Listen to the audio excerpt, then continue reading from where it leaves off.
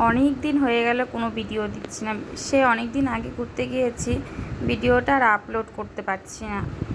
সেদিন যাচ্ছিলাম মাসি বাড়ি ঘুরতে, ছেলেকে বলছি বাবা এদিকে হাই করো। বাসের থেকে নামলেই মাসি বাড়ি, খুব একটা দূরে যেতে হয় না, টোটো ধরে হাঁটা পায়ে যাওয়া যায়। এই যে এটা হলো দোকান, এই যে এটাও দোকান, ওটার পরপর তিনটে দোকানই মাসিদেরই। এটা হলো এখানে ফ্রিজ আর চাল রাখা আছে।